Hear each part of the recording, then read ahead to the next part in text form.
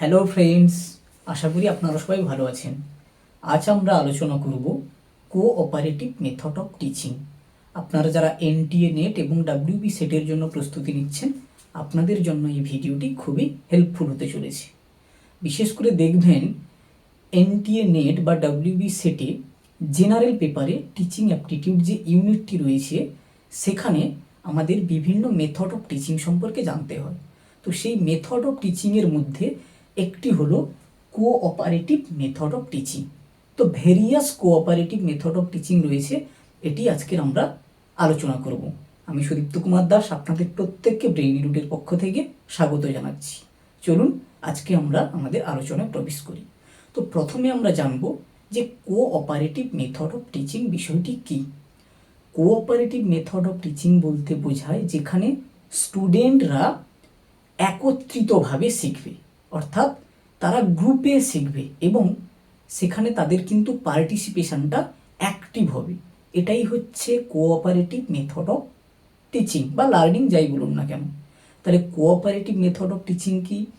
যেখানে স্টুডেন্টরা গ্রুপে তাদের অ্যাক্টিভ পার্টিসিপেশনের মধ্য দিয়ে তারা শিক্ষা লাভ করে, সেটাই হচ্ছে কোঅপারেটিভ মেথড অফ টিচিং। তো বিভিন্ন কোঅপারেটিভ মেথড অফ টিচিং আমরা জানব। তার মধ্যে একটি অন্যতম হলো, যেটা অলরেডি বোর্ডে লেখা রয়েছে, আপনারা দেখতে পাচ্ছেন, ফিশবোল মেথড অফ টিচিং। তো এই যে ফিশবোল মেথড অফ টিচিং, এটা কিন্তু একটি কোঅপারেটিভ মেথড অফ টিচিং। তো এই মেথড অফ টিচিংটা কি সেটা আমরা বোঝার চেষ্টা করি। তো দেখুন লেখা রয়েছে যে it is a large group discussion, অর্থাৎ এই যে ডিসকাশনটা হয় এখানে স্টুডেন্টের সংখ্যা কিন্তু অনেকটা বেশি থাকে, তার জন্যই বলা হচ্ছে যে এটা হচ্ছে large group discussion method. Second কি বলছে? বলছে students are separated into an inner and outer circle. বলছে ফিশবোল মেথড অফ টিচিং এটা এমন একটা কোঅপারেটিভ মেথড অফ টিচিং যেখানে স্টুডেন্টদেরকে দুটো গ্রুপে ভাগ করে দেওয়া হয়। সেই দুটো গ্রুপের নাম কি বলছে? একটা বলছে যে একটা হচ্ছে ইনার সার্কেল গ্রুপ আর একটা হচ্ছে আউটার সার্কেল গ্রুপ। তো আমি যদি একটু ছবি আঁকি আপনারা আরও সহজে বুঝতে পারবেন। মনে করুন এই একটা গ্রুপ বা এটা একটা সার্কেল এবং তার বাইরেও একটা সার্কেল থাকবে, কেমন? তো এই দুটো সার্কেলের মধ্যে আমরা দেখতে পাচ্ছি একটা সার্কেল রয়েছে ভেতরে এবং আরেকটা সার্কেল বাইরে। তো যেটা ভেতরে সেটাকেই বলা হবে ইনার সার্কেল গ্রুপ এবং যেটা বাইরে সেটা হচ্ছে আউটার সার্কেল গ্রুপ। তো এই ফিশবোল মেথড অফ টিচিংয়ে সমস্ত স্টুডেন্টসদেরকে কি করা হয়, দুটি গ্রুপে ভাগ করে দেওয়া হবে। সেই দুটি গ্রুপ কি কি? একটা ইনার সার্কেল গ্রুপ এবং আরেকটি হলো আউটার সার্কেল গ্রুপ। তো এই যে দুটো সার্কেল, এই একটা, এখানেও কিছু নম্বরস অফ স্টুডেন্টস থাকবে এবং এই যে যেটা আউটার সার্কেল, এখানেও কিছু নম্বর অফ স্টুডেন্টস কিন্তু থাকবে। আর কি বলছি দেখা যাক। বলছে in the inner circle student have a discussion. বলছে যারা ইনার সার্কেলে থাকবে, ইনার সার্কেল কোনটা? এইটা। এখানেও কিছু নম্বরস অফ স্টুডেন্টস থাকবে। এরা কি করবে? কোনো একটা বিষয়ের উপর ডিসকাশন করবে, কেমন? আচ্ছা, আর কি বলছে? And students in the outer circle listen to the discussion and note. আর আউটার সার্কেলে যে স্টুডেন্টসরা থাকবে তারা কি করবে? এই ইনার সার্কেলের স্টুডেন্টরা যেটা ডিসকাস করবে এটা তারা শুনবে এবং শোনার পর বুঝবে, বোঝার পর তারা কি করবে সেটাকে নোট ডাউন করবে। এই গেল ফিশবোল মেথড অফ টিচিং। তো আমি আরও একবার রিপিট করছি। তো এটা একটা কোঅপারেটিভ মেথড অফ টিচিং যেটা লার্জ গ্রুপ একটা ডিসকাশন। এখানে টোটাল নম্বর অফ স্টুডেন্টসকে কি করা হয়? দুটো গ্রুপে ভাগ করে দেওয়া হবে। সেই দুটো গ্রুপকে কি নামকরণ করা হয়েছে? একটা হচ্ছে ইনার সার্কেল গ্রুপ এবং আরেকটা হচ্ছে আউটার সার্কেল গ্রুপ। তো ইনার সার্কেলেও কিছু নম্বর অফ স্টুডেন্টস থাকবে এবং আউটার যে সার্কেলটি রয়েছে সেখানেও কিছু নম্বর অফ স্টুডেন্টস থাকবে। এবার যারা ইনার সার্কেলে থাকবে তারা কি করবে? কোনো একটা পার্টিকুলার বিষয়কে ডিসকাস করবে। আর যারা আউটার সার্কেলে থাকবে তারা কি করবে, ইনার সার্কেলের শিক্ষার্থীরা যেটা আলোচনা করছে সেটা তারা শুনবে, শোনার পর কিন্তু বুঝবে, বুঝে সেটাকে তারা নোট ডাউন করবে। এটা হচ্ছে fish ball method of teaching. এখন আমরা যে কোঅপারেটিভ মেথড অফ টিচিংটি সম্পর্কে জানবো সেটা হলো থিঙ্ক পেয়ার শেয়ার। এই মেথড অফ টিচিংয়ের প্রবক্তা বা ইনভেন্টর ফ্র্যাঙ্ক লেমেন। ফ্র্যাঙ্ক লেমেন সর্বপ্রথম 1982 সালে এই মেথড অফ টিচিংয়ের কথা বলে। তো আমরা একটা উদাহরণের সাহায্যে এই মেথড অফ টিচিংটিকে বুঝব। ধরুন রহিম একজন স্টুডেন্ট, রহিমকে তার শিক্ষক বলল যে রহিম তোমাকে একটা টপিক তোমার বন্ধুদের সামনে প্রেজেন্ট করতে হবে বা পড়াতে হবে। তো সেই মতো রহিমকে তার টিচার টপিকটি বলে দিল। স্বাভাবিকভাবে রহিম কি করবে, চিন্তা ভাবনা করবে যে বিষয়টিকে কিভাবে পড়ানো যায়। তো সেই মতো সে ওই যে টপিকটা স্যার বলেছে সেটা কিন্তু সে প্রিপেয়ার করলো নিজের থেকে চিন্তা ভাবনা করে। তো সে যখন নিজের মতো চিন্তা ভাবনা করে প্রিপেয়ার করলো, তারপর রহিমের মধ্যে বা অনেক এইরকম স্টুডেন্ট থাকে তাদের মধ্যে এরকম একটা থিঙ্কিং কাজ করে যে যেটা আমি রেডি করলাম আমার যে নিয়ারেস্ট ফ্রেন্ড বা সব থেকে যে বন্ধুটি আমার খুব কাছের তার সঙ্গে একটু শেয়ার করি, তো তার ওপিনিয়ন কি যে আমি যে টপিকটা রেডি করেছি বা যেভাবে প্রিপেয়ার করেছি সেটা কতটা ঠিকঠাক হলো, এরকম থাকে। তো তো সেই মতো রহিম কি করলো, নিজের থেকে চিন্তা ভাবনা করে যেভাবে প্রিপেয়ার করেছে ওই টপিকটা সেটা তার খুব কাছের একটা বন্ধুর সঙ্গে শেয়ার করলো। তো বন্ধুটি যদি কোনো ওপিনিয়ন থাকে যে না ঠিক আছে তুই মোটামুটি ঠিকঠাকই প্রিপেয়ার করেছিস, তবে এই জায়গাটা একটু যদি চেঞ্জ করিস তো বিষয়টা আরও বেটার হতে পারে, তো সেই কথা মতো সে আবার কি করে নেয়, অনেক সময় কিছু মডিফাইও করে নিতে পারে। আর যদি ঠিকঠাক থাকে তো ঠিক আছে, ওকে। তারপর সে কি করে, স্যারের কথা মতো কিন্তু তার যে বন্ধু বান্ধব বা সহপাঠীরা তাদের সামনে প্রেজেন্ট করে। এটাই হচ্ছে থিঙ্ক পেয়ার শেয়ার। তো কি বললাম বিষয়টি আরও একবার রিপিট করছি, আপনারা খুব ভালো করে বুঝুন। প্রথমে স্টুডেন্টদেরকে একটা কোয়েশ্চেন দেওয়া হয় বা কোনো একটা বিষয় দিয়ে দেওয়া হয়, সে কি করে ইন্ডিভিজুয়ালি ওই বিষয়টি চিন্তা ভাবনা করে বা প্রিপেয়ার করে। প্রিপেয়ার হয়ে যাওয়ার পর তার খুব কাছের যে ফ্রেন্ডস বা সহপাঠী তার সঙ্গে শেয়ার করে যে আমি এই বিষয়টাকে এভাবে ভেবেছি বা এইভাবে রেডি করেছি, তুই একটু দেখ তো এটা ঠিকঠাক হলো কি না বা কতটা ভালোভাবে আমি প্রিপেয়ার করতে পেরেছি। তো তাকে বলার পর সে তার যা ওপিনিয়ন সেটা শেয়ার করবে তার বন্ধুর সঙ্গে যে না ঠিকঠাকই আছে, বা যদি কোথাও কোনো মডিফিকেশানের জায়গা থেকে থাকে সে বিষয়ে সে পরামর্শ দিতে পারে। তো সেই পরামর্শ অনুযায়ী সে মডিফাই করে নেবে। নেক্সট কি করবে, সে তার সহপাঠীদের সামনে এবার প্রেজেন্ট করবে। এটাই হচ্ছে থিঙ্ক পেয়ার শেয়ার। অর্থাৎ কি হলো, তাকে যে বিষয়টি দেওয়া হয়েছিল সে প্রথমে ইন্ডিভিজুয়ালি কিন্তু চিন্তা ভাবনা করলো, তারপর কি করলো, চিন্তা ভাবনা করার পর তার খুব কাছের যে বন্ধু তার সঙ্গে শেয়ার করলো, শেয়ার করার পর হোল ক্লাস অর্থাৎ তার সমস্ত সহপাঠীর সামনে সে এবার বিষয়টি প্রেজেন্ট করবে। এটাই হচ্ছে থিঙ্ক পেয়ার শেয়ার। এবার দেখি এখানে কি লেখা রয়েছে, ইনভেন্টেড বাই ফ্র্যাঙ্ক লেমেন ইন 1982, যেটা আমি একদম প্রথমেই বলে দিলাম যে ফ্র্যাঙ্ক লেমেন 1982 সালে সর্বপ্রথম এই মেথড অফ টিচিংয়ের কথা কিন্তু বলে। The higher order thinking question are post to the student. মনে রাখবেন এই মেথড অফ টিচিংয়ে স্টুডেন্টদের সামনে তো কোনো একটা টপিক তুলে ধরা হয়, সেটা কোশ্চেনের আকারে হতেই পারে বা কোনো বিষয়বস্তু আকারে হতেই পারে। তো যে কোশ্চেন বা টপিকটি তুলে ধরা হয় মনে রাখবেন সেটা কিন্তু অনেকটা হায়ার অর্ডার থিঙ্কিংয়ের, মানে সেই বিষয়টাকে নিয়ে তাকে খুব গভীরভাবে চিন্তা ভাবনা করতে হবে, বিচার বিশ্লেষণ করতে হবে, এই রকম প্রশ্ন বা টপিক কিন্তু স্টুডেন্টদেরকে প্রোভাইড করা হবে। নেক্সট কি বলছে, নেক্সট দেখুন এই যে থিঙ্ক পেয়ার শেয়ার, একদম প্রথমেই যদি আমরা লক্ষ্য করি প্রথমে কি রয়েছে থিঙ্ক, নেক্সট পেয়ার এবং সর্বশেষ রয়েছে শেয়ার। এটা কি আমরা এই মেথড অফ টিচিংয়ের একটা স্টেপস ধরে নিতে পারি। তো প্রথমে স্টুডেন্ট কি করবে, থিঙ্কিং করবে, যে টপিক বা বিষয়টা তাকে দেওয়া হলো সে সেটাকে নিয়ে প্রথমে চিন্তা ভাবনা করবে, বুঝবে, তারপর কি করবে, পেয়ার অর্থাৎ তার নিয়ারেস্ট যে ফ্রেন্ডস বা সহপাঠী যে বিষয়টাকে নিয়ে সে ভেবেছে তাকে শেয়ার করবে। দেন সর্বশেষে সে কি করবে, তার সমস্ত সহপাঠী অর্থাৎ হোল ক্লাসে যত শিক্ষার্থী রয়েছে তারা তো সবাই তার সহপাঠী, তাদের সামনে প্রেজেন্ট করবে। তো এটাকে আমরা স্টেপস হিসেবেও মনে রাখতে পারি এবং পরীক্ষায় আসতেও পারে যে থিঙ্ক, পেয়ার, শেয়ার, এই যে মেথড অফ টিচিং, এটার স্টেপস কি পরপর ক্রোনোলজিক্যালি সাজাতে বলতে পারি। তাহলে প্রথমে চলে আসবে কিন্তু থিঙ্ক, তারপর পেয়ার এবং সর্বশেষ শেয়ার। তো এখানে লেখাই রয়েছে দেখুন, থিঙ্ক কি বলছে, student think about a topic individually, অর্থাৎ যে টপিকটা তাকে প্রোভাইড করা হবে সে ইন্ডিভিজুয়ালি সেটার উপর চিন্তা ভাবনা করবে, থিঙ্কিং করবে, প্রিপেয়ার করবে।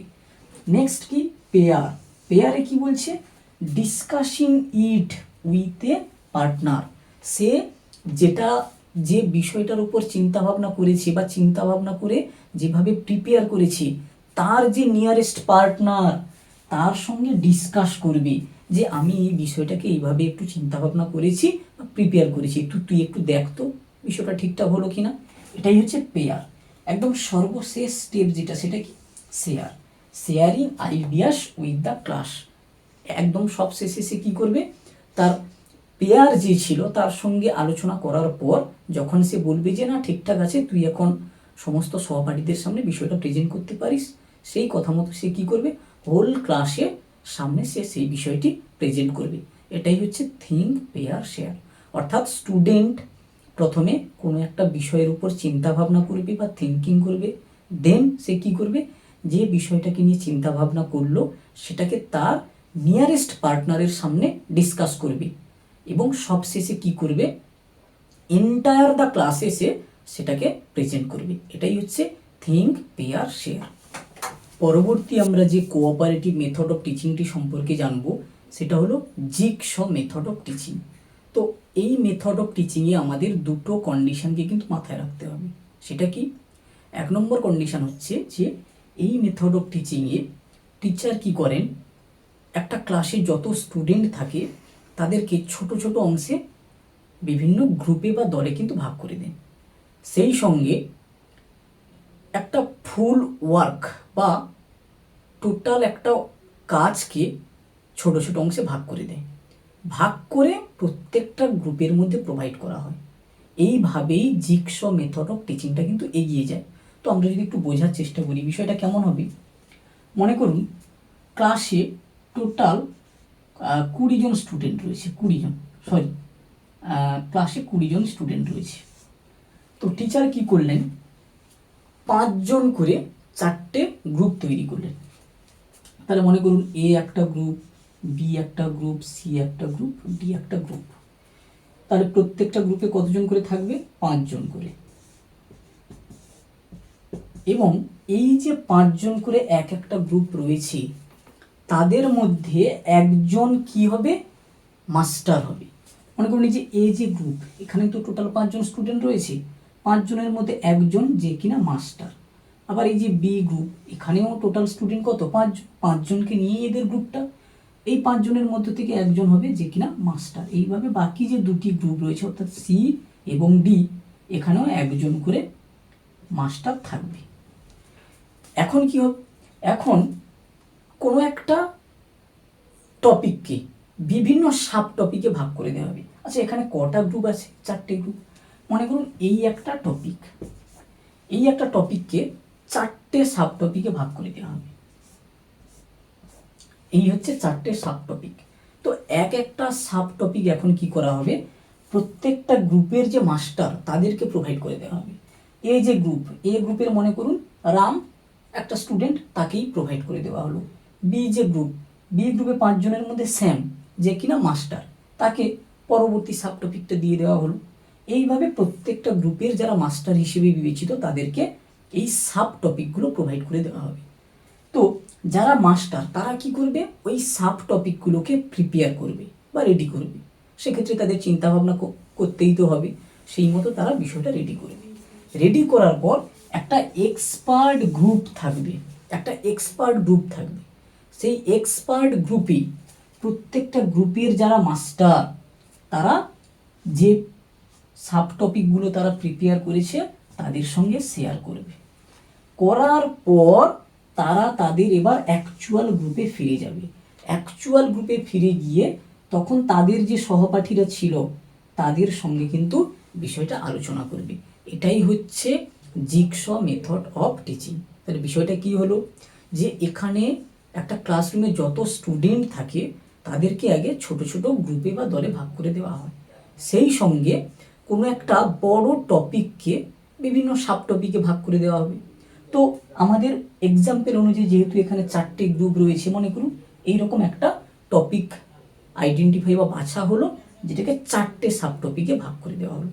এবার যে 5টা গ্রুপ ছিল, আমি এক্সাম্পলেই বলেছি যে প্রত্যেকটা গ্রুপের মধ্যে কিন্তু একজন করে মাস্টার থাকবে। তো সেই মাস্টারের উপর একটা সাব টপিক প্রোভাইড করা হবে। মাস্টাররা কি করবে, প্রিপেয়ার করবে ওই সাব টপিকগুলো বা সলিউশন করবে। সলিউশন করার পর একটা এক্সপার্ট গ্রুপ থাকবে, সেই গ্রুপে তারা জানাবে তাদের যে সাব টপিকটা দেওয়া হয়েছিল সেটার সলিউশন জানাবে। জানানোর পর তারা তাদের মূল গ্রুপে আবার ফিরে আসবে। এইগুলোকে বলা হয় জিগস গ্রুপ। এইগুলো হচ্ছে এক একটা জিগস গ্রুপ, অর্থাৎ তাদের মূল গ্রুপ। তাহলে 5জন করে যে যখন ছিল, একজন কে ছিল, মাস্টার, আর বাদ বাকি 4জন তার সহপাঠী। তো এক্সপার্ট গ্রুপের কাছে তাদের সলিউশনটা জানানোর পর তারা তাদের মূল গ্রুপে ফিরে এসে বাকি সহপাঠীদের সঙ্গে সেটা আলোচনা করবে। এটাই হচ্ছে জিগস মেথড অফ টিচিং। আশা করি আপনারা সবাই বুঝতে পেরেছেন।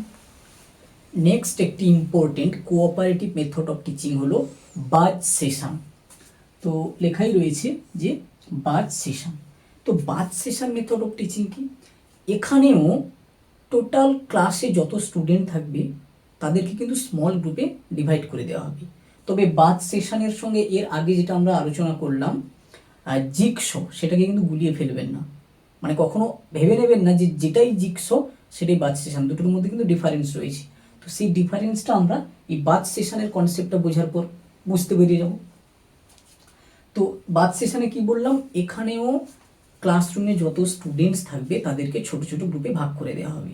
তবে মনে রাখবেন, এখানে যে টাস্ক অর কাজটা দেওয়া হবে সেটা কিন্তু একটাই এবং একই।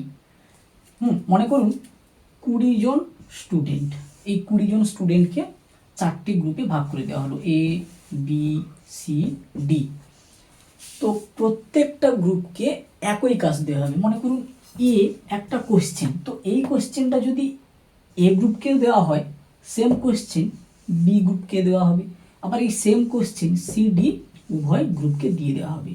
এখন যে ইনস্ট্রাকশনটা প্রোভাইড করা হবে সেটা কি, বলে দেওয়া হবে যে প্রত্যেকটা গ্রুপ তোমরা নিজেদের মধ্যে এর সলিউশনটা খুঁজে বের করো আলোচনার দ্বারা, এবং এমনভাবে তাদেরকে আলোচনা করতে বলা হবে যেন একটা গ্রুপের আলোচনা অন্য গ্রুপ না শুনতে পায়।